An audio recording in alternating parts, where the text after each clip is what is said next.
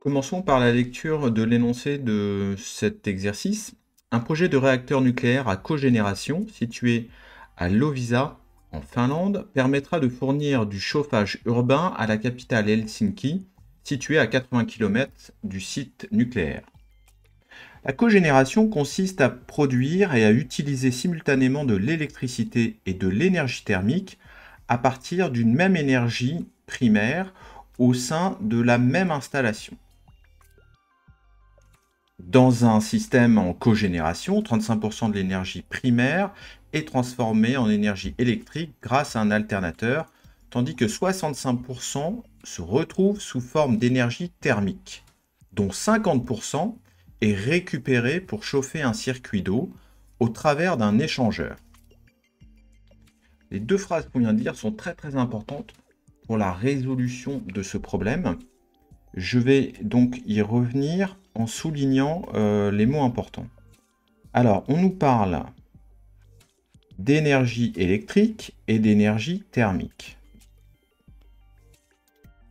Et ça, ces deux énergies sont fabriquées à partir d'une même énergie primaire, donc l'énergie de départ, qui est en fait ici l'énergie nucléaire.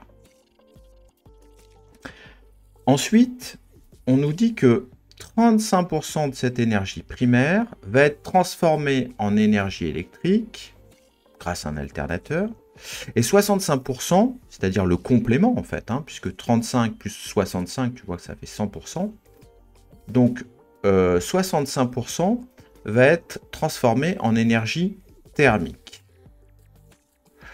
Donc si on comprend bien, à partir de l'énergie primaire qui va entrer ici dans notre système, eh bien on va aller faire de l'énergie électrique grâce à un alternateur et aussi de l'énergie thermique ici qui va être récupérée par un système qui est un échangeur ici.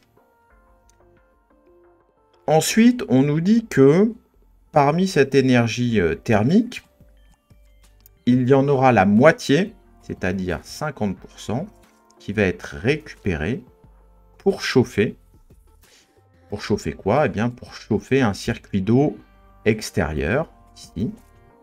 Et en fait, cette eau, ce circuit extérieur, lui, il va être utilisé pour distribuer de la chaleur dans les bâtiments de la ville d'Helsinki, en l'occurrence, là. Donc, pour faire du chauffage d'habitation et de l'eau chaude sanitaire. Ce schéma de principe, il doit évoquer quelque chose qui est dans le cours, c'est le fonctionnement d'une centrale nucléaire. Donc tu te souviens que dans une centrale nucléaire, il y a trois circuits, primaire, secondaire, et puis un dernier circuit qui est un circuit de refroidissement. Sans tout réexpliquer sur la centrale nucléaire, tu dois te rappeler que le dernier circuit de refroidissement,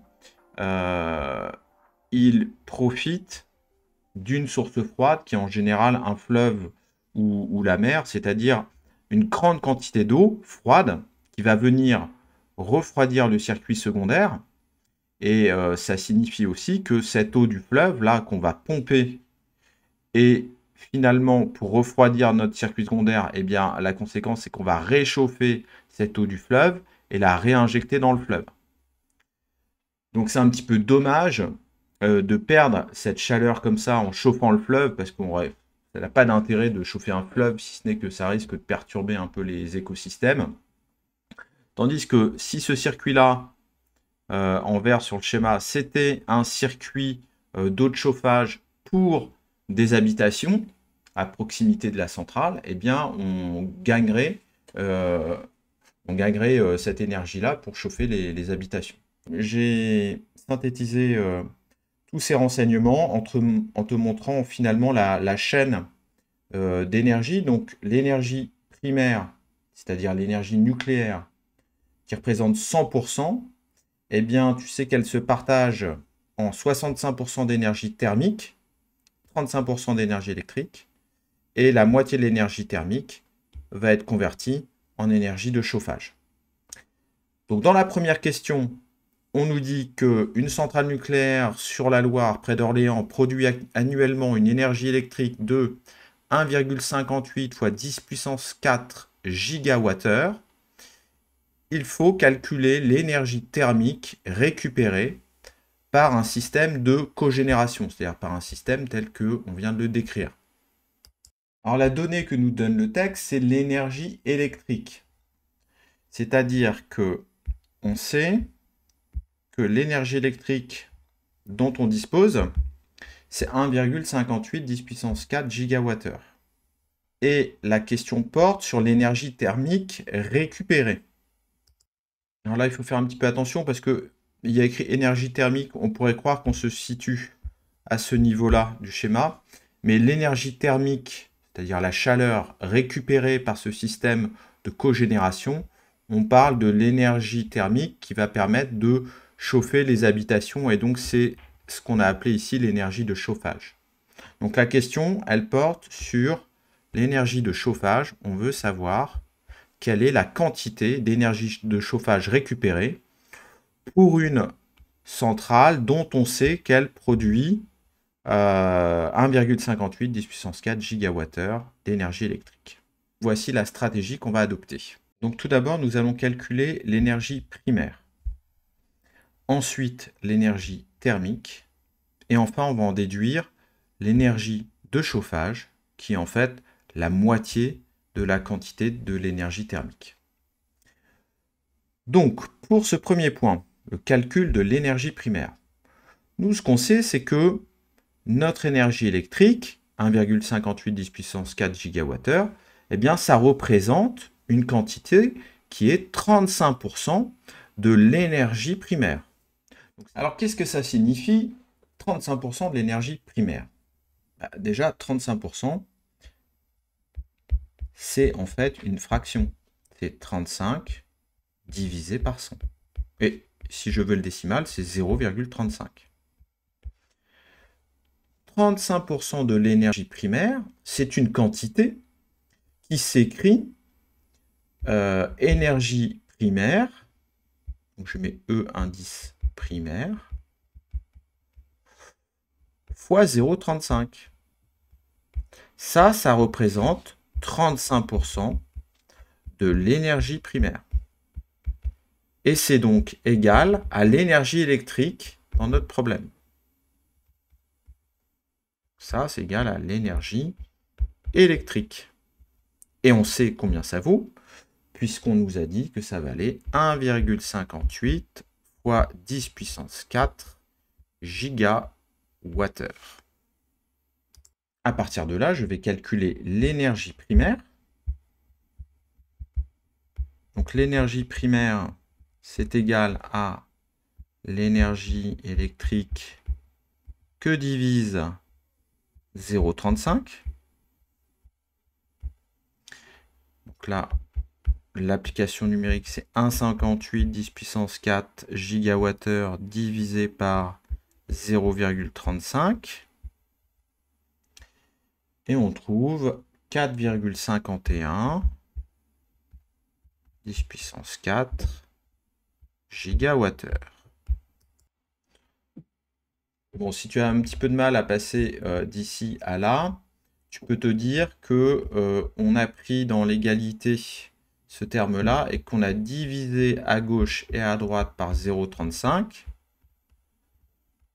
Et tu vois qu'à gauche, les 0,35 se simplifient. Et ça fait énergie primaire égale énergie électrique sur 0,35. Voilà, ça, ce premier calcul, ça valide le point numéro 1 de notre stratégie. Maintenant, on va calculer l'énergie thermique. Comme tu peux le voir sur le schéma, l'énergie thermique, c'est 65% de l'énergie primaire. Donc, simplement, on va multiplier par 0,65 la valeur de l'énergie primaire et on aura l'énergie thermique. Alors, énergie thermique égale 65% de l'énergie primaire.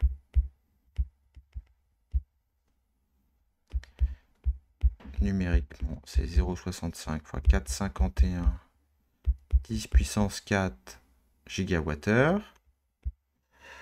Là, on trouve un peu plus de 2,5. C'est même 2,93 fois 10 puissance 4 gigawattheure. Et ça valide le deuxième point de notre stratégie. Donc l'énergie thermique, c'est calculé. Maintenant, on va en déduire l'énergie de chauffage. C'est assez facile, puisque l'énergie de chauffage, c'est la moitié de l'énergie thermique. Là, je peux écrire que l'énergie de chauffage, c'est 2,93 10 puissance 4 fois 0,5. C'est une manière de prendre 50% de cette quantité. C'est aussi la même chose que si j'avais divisé par 2. Et on a un peu plus de 1,4 10 puissance 4 gigawattheure. Et ça, enfin, c'est la réponse à la première question. Cette énergie de chauffage, on peut la comparer à, par exemple, la consommation d'énergie liée au chauffage, justement, dans une ville comme Orléans. Et c'est ce que nous invite à faire la deuxième question. Donc la consommation de toute la ville d'Orléans en termes de chauffage, c'est 2700 gigawattheures. Et nous, on vient de trouver qu'avec la centrale nucléaire d'Orléans, si elle est utilisée en cogénération, eh bien, on peut produire une énergie de chauffage de 14 600 gigawattheures.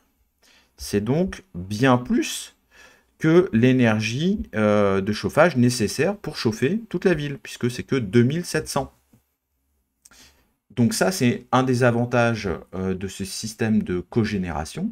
Ça serait de permettre à la ville d'Orléans d'être complètement autonome en termes de chauffage et de bénéficier en fait de la production électrique de la centrale nucléaire pour récupérer cette énergie de chauffage. L'autre avantage, c'est qu'on évite dans ces systèmes de cogénération de rejeter de la chaleur dans un milieu comme la Loire, dans le cas de la centrale nucléaire d'Orléans, là, on chauffe finalement la Loire, puisqu'on pompe de l'eau de la Loire que l'on éjecte ensuite, mais elle s'est réchauffée au contact du circuit secondaire, et donc on vient quand même perturber un peu la température de la Loire et probablement déséquilibrer un peu les écosystèmes qui sont dans la Loire. Donc finalement, ces systèmes de cogénération, ils sont bénéfiques parce que on récupère de l'énergie de chauffage et on évite de perturber les écosystèmes.